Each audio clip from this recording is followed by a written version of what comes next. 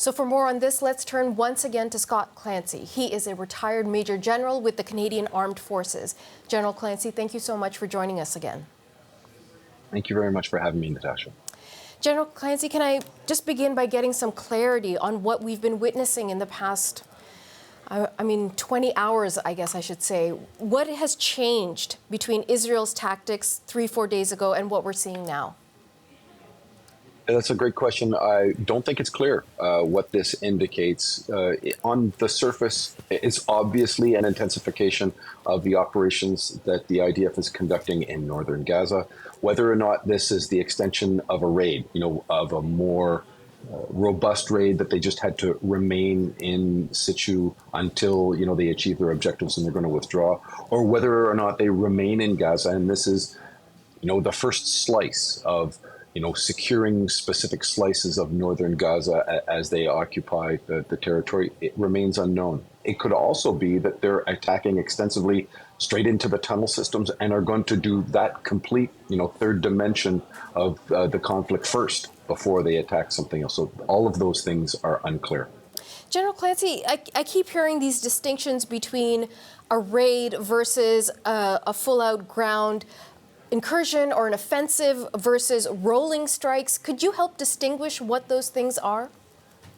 Yeah, sure. And so in military speak, a raid would be, consider you have a front line, like the border between Gaza and the rest of Israel. A raid, you're sending troops across to the other side, whether it's to garner information, attack a specific outpost, or trigger a specific reaction from an enemy force so that you can get a sense to how they would react when you go in. Okay, that's kind of a raid. You're moving into that territory and then you're coming back.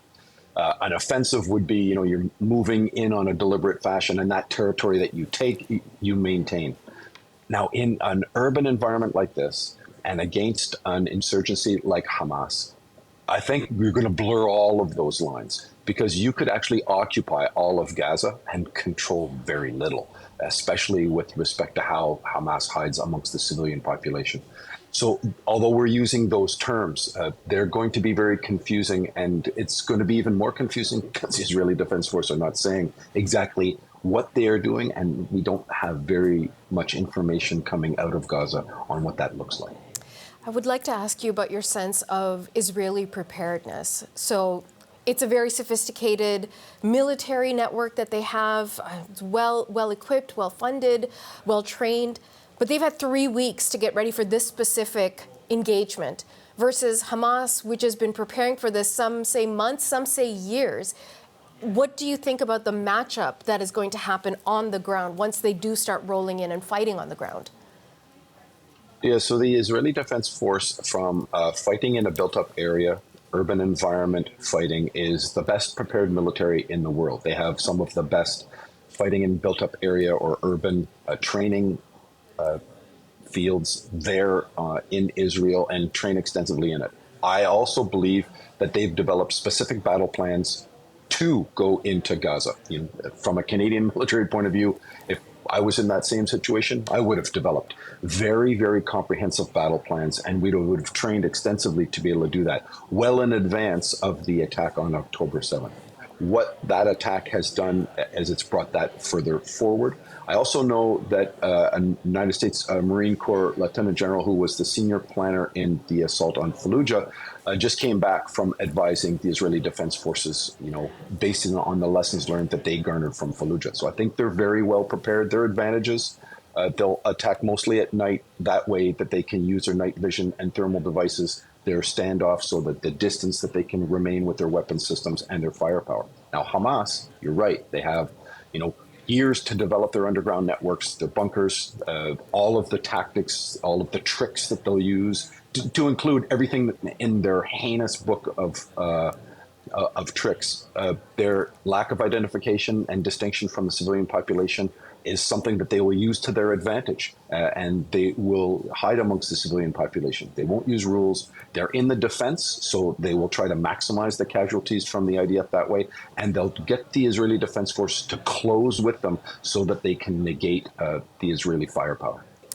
I heard analysis earlier in the day, General Clancy, and the suggestion was that what is happening right now on the ground, what the Israeli military is doing, is exactly what Hamas wants. The quote, I believe, was, "Nobody's happier about what's going on than Hamas." What's your assessment of that? I think it's absolutely on point.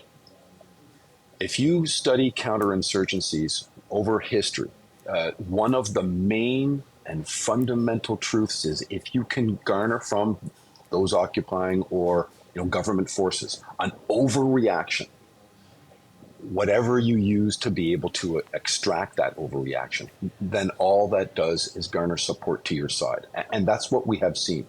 And now, I mean, the root causes of the Israeli-Palestinian conflict and the deep divide that it creates around the world, not just regionally, but around the world, enhance that so that when Israel goes into Gaza as it is and has to defeat it militarily, the rest of the rest of the Arab world and Muslim world and the wider Occidental world see not, and you hear it in every UN security or UN resolution, you hear it from our government and other governments. They're not talking about what happened on October 7th. They're talking about what happened in Gaza right now. So it's right into their playbook.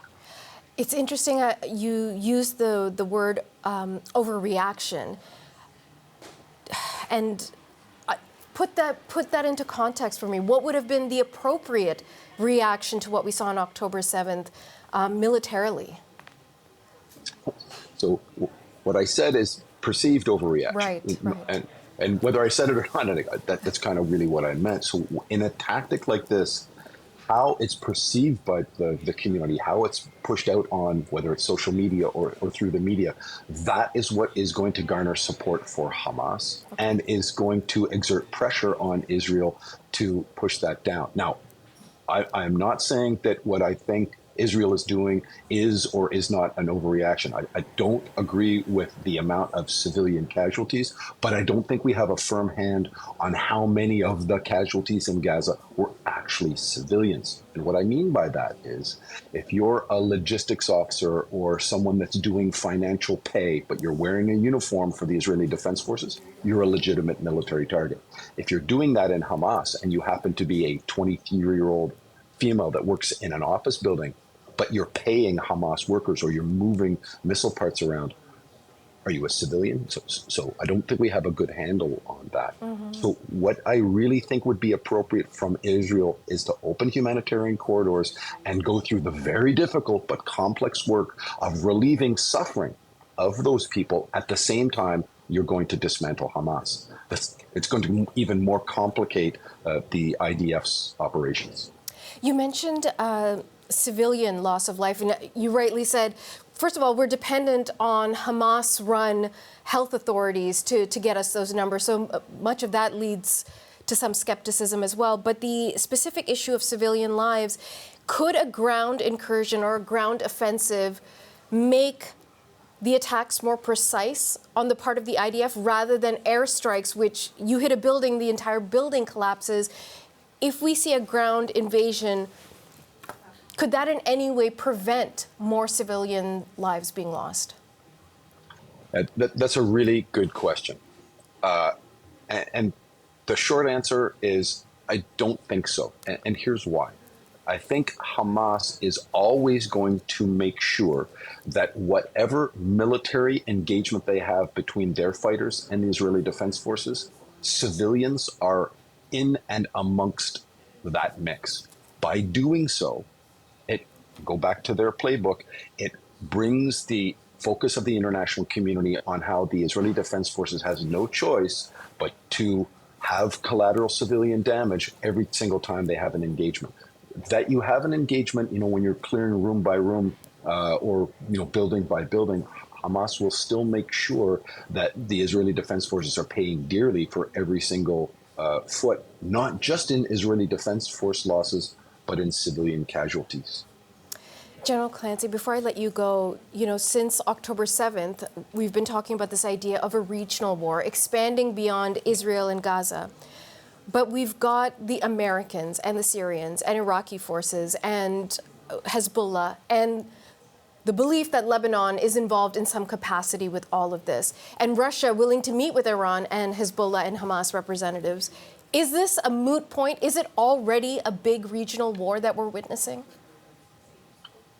So I like to think of conflict in terms of competition, crisis, and conflict. I think there's a spectrum here. I think in Gaza, in Israel, between the Israeli Defense Force and Hamas, you're in a position of conflict. I think we have a crisis in the Middle East that Iran obviously is making sure that this conflict is as large as it can be, because I think they want to exert their power and influence from a regional basis. That means Hezbollah and whatever Syrian militants that they can make sure are inflaming that. And I think we have to watch carefully the northern flank with Hezbollah, as well as what happens in the West Bank.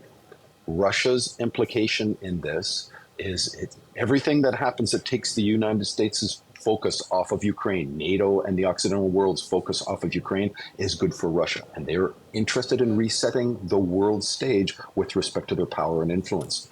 Therefore, seeing them, influence on what I would say the nasty side of all of this is not surprising. So I don't think we're at conflict yet, but we are in a crisis that could expand very quickly beyond those Middle Eastern divides.